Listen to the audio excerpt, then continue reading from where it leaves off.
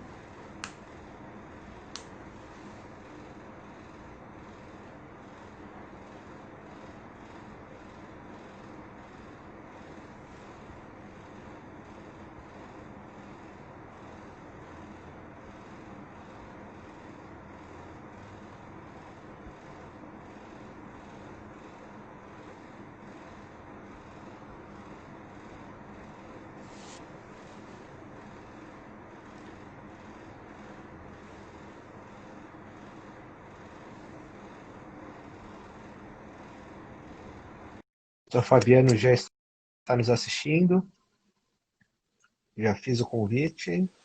Olá, Olá, boa noite, tudo bem? professor, tudo bem? Tá me Uma ouvindo? honra, Bem? ouvindo bem, tudo certo. Uma honra tê-lo conosco, aceitar esse convite da ESA. O professor Fabiano, que já é nosso parceiro, esteve aqui em Santa Catarina no passado, agora está online por conta das circunstâncias, né? O professor Fabiano vai falar sobre direito e inteligência artificial, ele que é doutor em direito pela UNB, é coordenador, líder do grupo de pesquisa Doutor IA, foi coordenador do projeto Vitor do STF e é professor da UNB atualmente. A gente combinou que o professor vai fazer uma explanação de 30 minutos mais ou menos.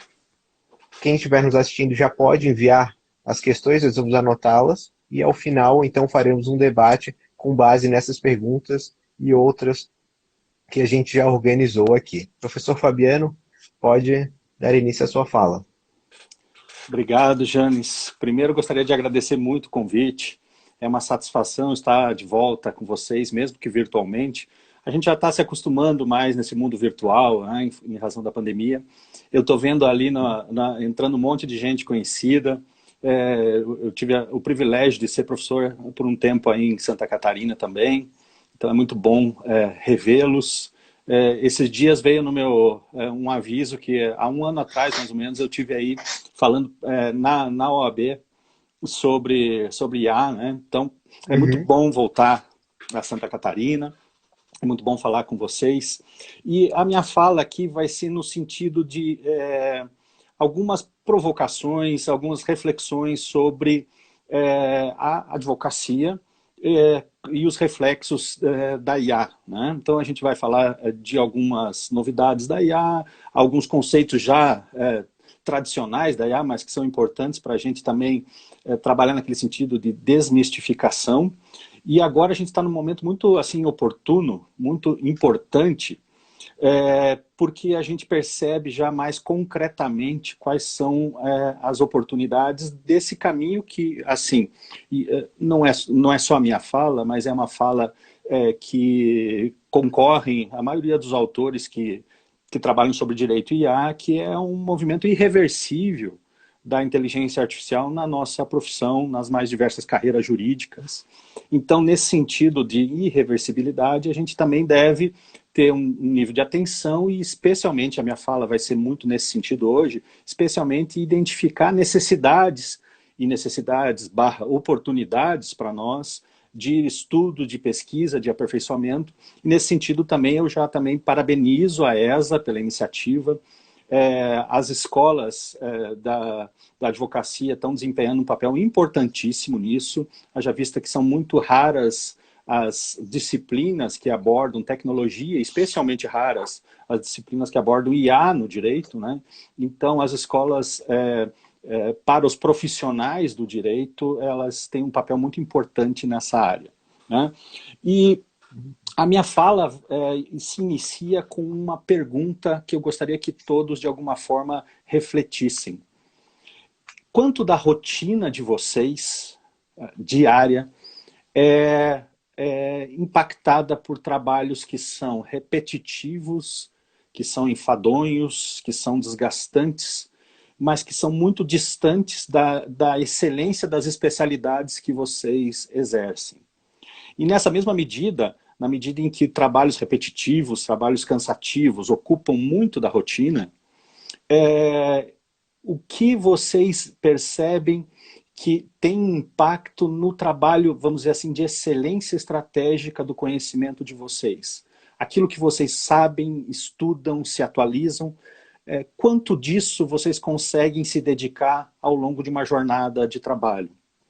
E a IA, ela vem justamente como uma oportunidade do bem, ou uma oportunidade para o mal, mas uma oportunidade para trabalhar justamente nesse sentido de retirada de atividades, de trabalhos repetitivos e enfadonhos das profissões jurídicas, para que a gente tenha mais tempo e, portanto, consiga incrementar a qualidade do nosso trabalho.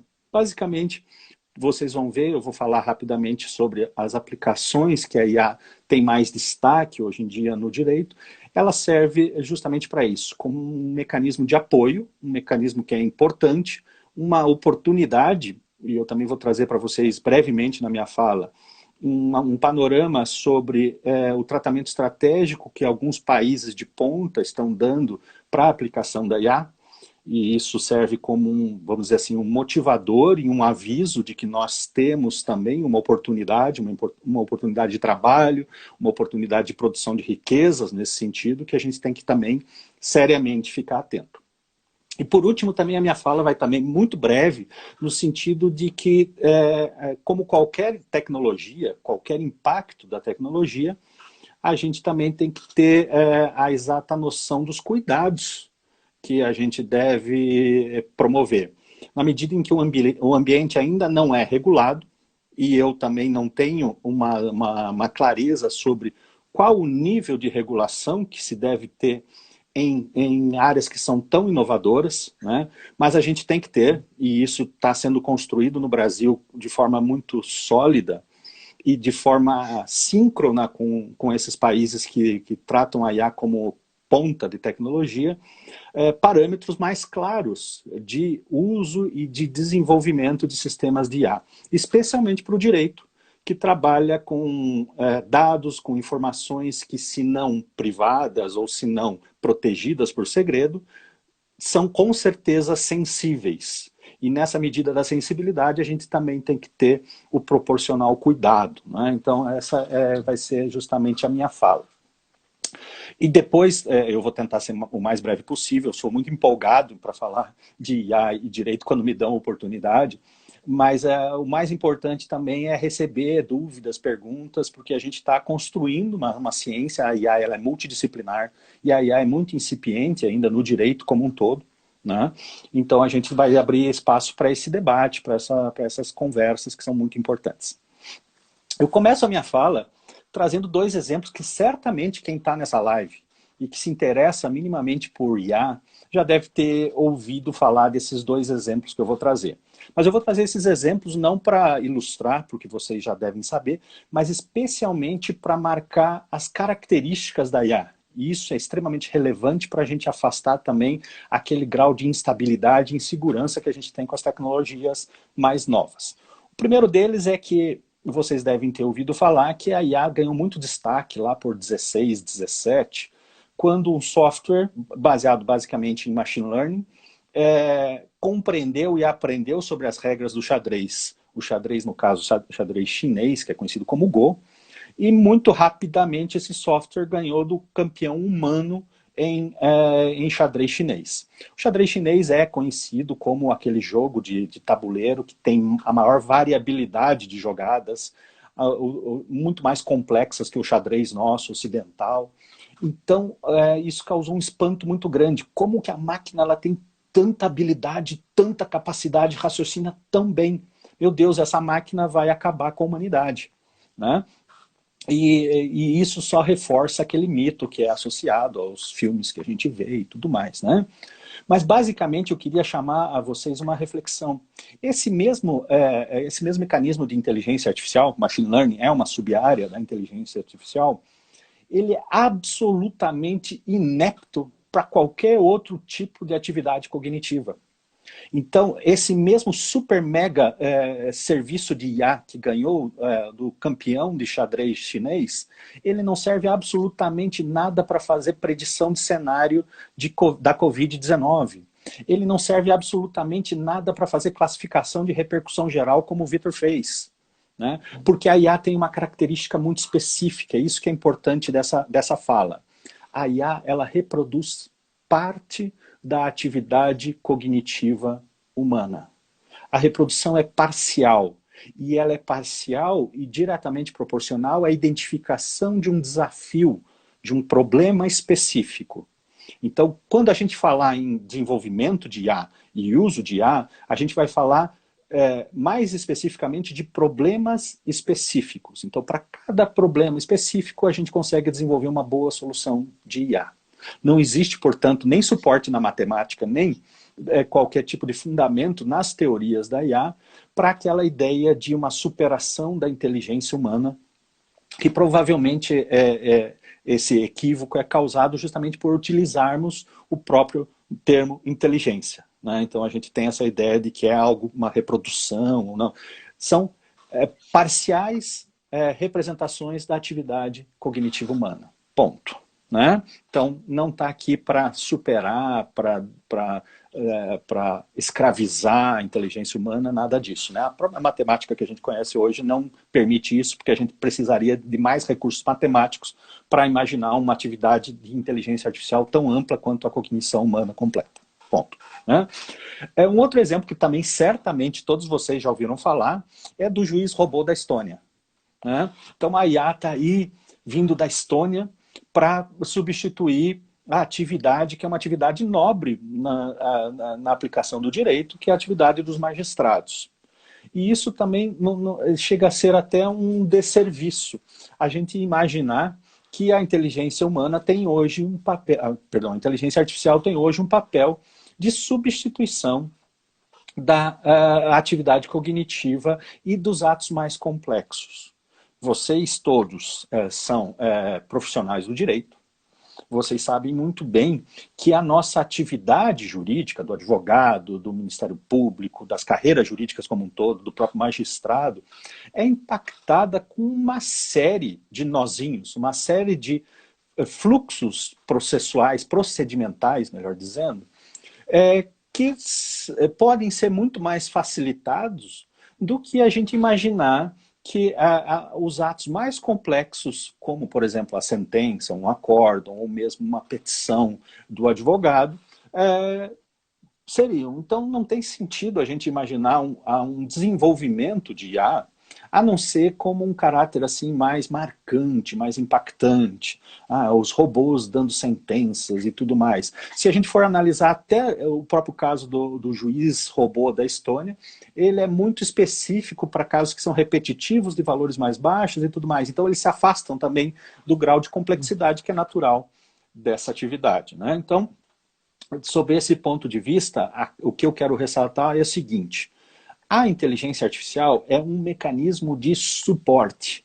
E suporte especialmente para essas atividades que são mais repetitivas e simples, que consomem nas nossas profissões muito das nossas energias, muito do nosso tempo e muito dos nossos esforços. São talvez elas aquelas atividades que mais causam, por exemplo, doenças associadas ao exercício profissional. Então, sob esse ponto de vista, se a gente tem uma preocupação por retirar essas, vamos dizer assim, essas etapas menos estratégicas, Auxiliando as atividades mais estratégicas, a gente consegue, para todas as profissões, aquilo que eu creio que seja a aspiração de todos nós. Melhor qualidade no exercício da nossa atividade profissional. E melhor qualidade a gente pode associar a melhor desempenho. Todos nós temos diariamente exigências de desempenho, a advocacia, a magistratura e todas as carreiras, né? Mas não só desempenho, né? Um desempenho substantivo, um desempenho aliado à qualidade. Pense em como seria bom, eu já tive a honra de ser advogado, pense como seria bom se, ao sermos advogados, pudéssemos direcionar toda a nossa jornada para aprimoramento de teses, para descoberta de novas teses, para enfrentamentos que não os enfrentamentos que nos consomem todos os dias, de leituras de peças repetitivas, de procedimentos que são padronizados e tudo mais. Então é nesse sentido que eu creio que a inteligência artificial tem uma grande aplicação. E paralelamente a isso, eu queria falar com vocês algumas outras características que eu acho que a inteligência artificial pode estar associada. Veja, a nossa carreira, especialmente a carreira da advocacia, ela está muito associada a uma busca de dados, uma busca de informações, né? E se a gente tiver mecanismos tecnológicos para isso, que a gente pode chamar, grosso modo, de mineração de informações, a gente ganha aí um potencial que talvez os advogados mais antigos perceberam quando os primeiros mecanismos de busca foram instalados, né? Antes a gente tinha que fazer uma busca nos repositórios escritos, nas fichas e tudo mais. A informática veio para incrementar isso e hoje a IA está aí para fazer isso com muito mais velocidade, muito mais precisão, né? A gente trabalha sempre com a IA com índices de precisão. E isso para nós, das carreiras jurídicas, é muito importante, né? Obviamente que uma das coisas que a gente sofre muito impacto é a associação de um raciocínio, que é basicamente um raciocínio lógico das tecnologias, e, portanto, que impacta também a IA, com o raciocínio jurídico, ou raciocínios jurídicos. Eu acho que talvez isso seja uma melhor forma de expressão. A gente, na faculdade, a gente estuda muito o raciocínio jurídico como se fosse algo singular, mas não. Ele tem várias nuances, várias facetas, né? Mas a IA, dentro das tecnologias, ela também tem um diferencial que consegue captar essas nuances. Então, diferentemente daquilo que a gente tradicionalmente no direito se chama de subsunção, aplicação lógica ao raciocínio, a IA ela vai além disso, porque ela trabalha através de uma coisa que para nós não é muita dificuldade no direito, que é o volume. Então, com muitos dados, ela consegue perceber as nuances, inclusive nuances linguísticas. Então, o uso sofisticado da linguagem, que é uma característica do direito, ela consegue ser percebida com muita precisão por parte de mecanismos de IA, né? Vocês perceberam que eu estou falando aqui bastante de IA, e certamente vocês têm aí já no vocabulário de vocês redes neurais, machine learning, deep learning, né? A IA ela pode ser considerada o gênero dessas espécies. Basicamente, hoje, as ferramentas que a gente está utilizando mais no direito, elas utilizam fortemente uma subespécie da IA, que é a machine learning, ou seja, o aprendizado de máquinas, que basicamente busca, por meios artificiais, através da identificação de padrões, fazer uma projeção, uma predição daquilo que seja uma ação, uma decisão não no sentido jurisdicional nosso, mas uma decisão como uma ação, né? Uma tomada de ação, seja uma recomendação, seja uma reunião de dados, seja uma junção de dados que tem algum nível de similaridade, né? Então, por aí a gente vai sofisticando muito, né? Então, deixa eu só tomar uma aguinha aqui, Brasília está frio e seco. Aqui também esfriou bastante. Aí a gente sabe que tá bem frio, né? Então, as aplicações, vamos dizer assim, de ações de condutas no direito são muitas. Então, separação de dados, tratamento de dados, permissão de análise e avaliação de estratégias de dados, né? Recomendação de decisões, né?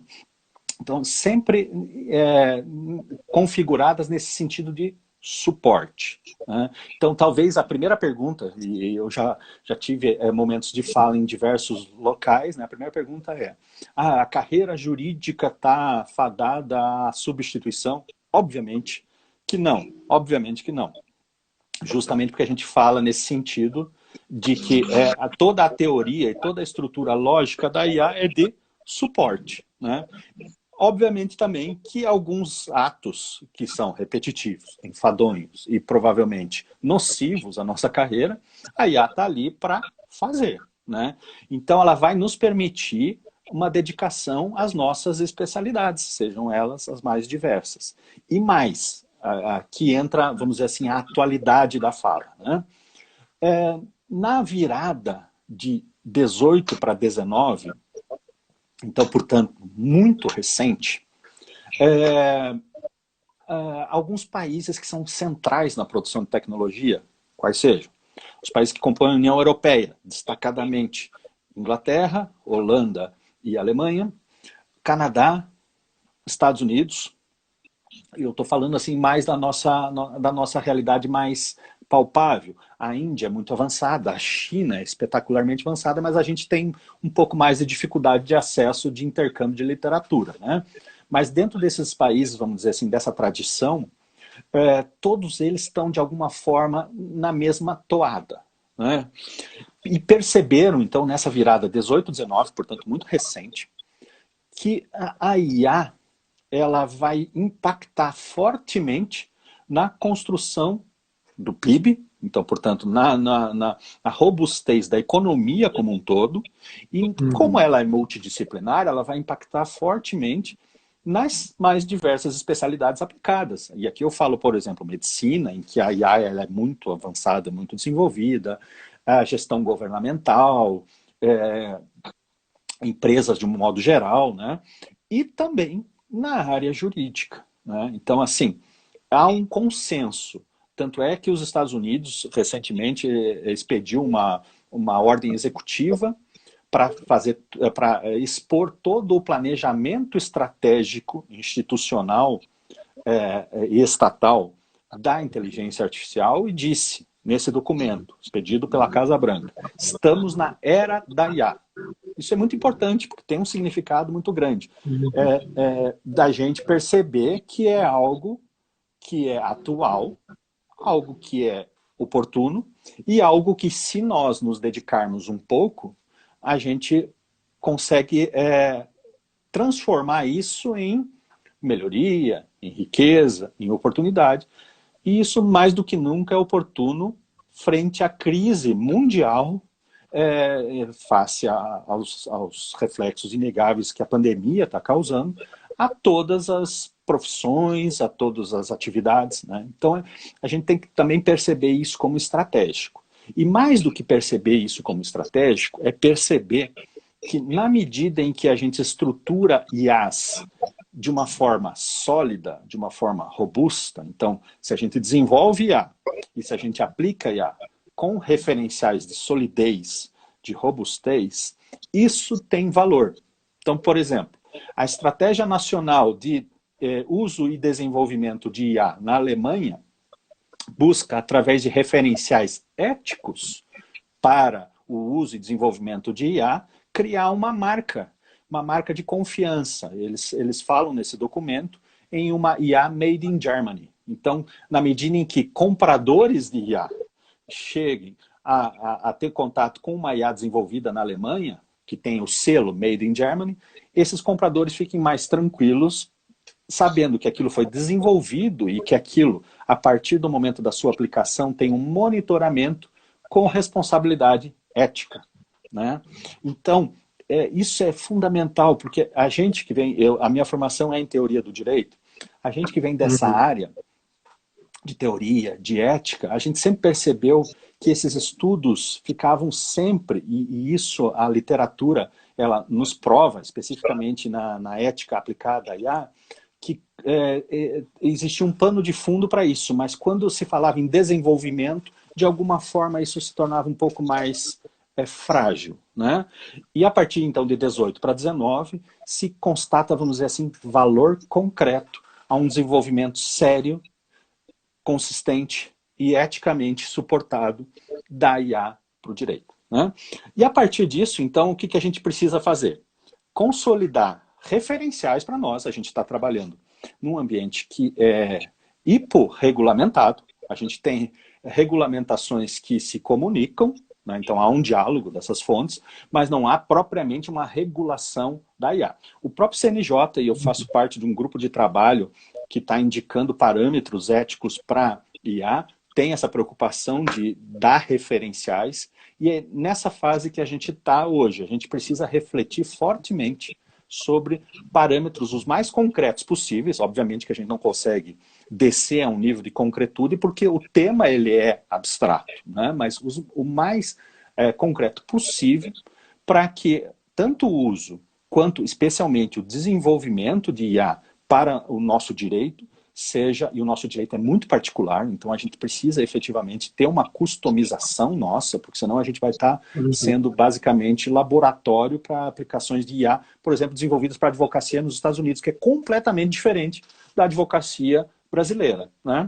Em termos de judicialização, é completamente diferente. Em termos de volume, a IA é para o e-discovery, que é um momento pré-judicial. Aqui a nossa atividade ela é muito mais ainda, pela cultura brasileira, muito mais judicial. Então, a gente precisa ter essa noção de que aqui a gente tem um sistema que é sui generis, praticamente, nesse sentido, né? E aqui, então, portanto, é uma oportunidade para todos, inclusive para a advocacia, exercer um papel de destaque e entrar nos mais variados campos de uso da IA. Uma outra pergunta, já caminhando mais para a finalização dessa minha fala inicial, que todo mundo fala, todo mundo faz, é o seguinte: veja, eu ouvi falar muito de IA, eu vou até me matricular agora num curso de programação, será que eu preciso voltar para fazer faculdade de ciência da computação? Óbvio que eu sou favorável que nenhum conhecimento atrapalha, né? Mas não é. A relação ela é multidisciplinar. O que é muito importante para nós é o seguinte: o profissional do direito, ele é o especialista do desenvolvimento de soluções de IA, não só na criação de IA, o desenvolvimento criacional, como também soluções durante a aplicação. Um dos princípios básicos da IA é o permanente monitoramento, porque nada impede de qualquer sistema sofrer algum desvio ao longo do tempo, porque os dados vão se mudando, vão se alternando, e se tiver algum desvio, precisa monitoramento. Essa fase é prevista em qualquer sistema sério de desenvolvimento de IA, que é a fase de controle. E o papel do especialista é fundamental. Então, assim, se eu sou especializado em direito eleitoral, eu tenho muito a contribuir em IA para, por exemplo, as deepfake news. Se eu sou especialista em processo civil, meu Deus do céu, o processo civil, basicamente, ele é estruturado em cima da cognição judicial sobre prova. Basicamente, é esse o sistema. A prova, construída a partir de mecanismos de inteligência artificial enviesados para o mal, ela não é aferível, ela não é detectável por sistemas de perícia tradicional. Então, veja, se eu não tenho as armas da IA para me prevenir do mau uso da IA, todo o sistema judicial pode estar fazendo um juízo de cognição sobre algo que é forjado. Percebam? A oportunidade nisso. Então, o especialista de processo, o tributarista, o fiscalista, o administrativista, né? Então, são todas as especialidades jurídicas, né? Elas são muito requisitadas, elas são muito úteis, porque nesse conhecimento especialista está a capacidade de identificar os potenciais de auxílio à máquina, aquilo que não é, vamos dizer assim, o essencial, o estratégico, aquilo que é o periférico, aquilo que toma um tempo, mas que não conduza ao cerne, ao que a gente chama de causa raiz, ou alguma coisa assim, né? A causa raiz está no profissional, mas todo o apoio pode ser de alguma forma estruturado pela máquina, né?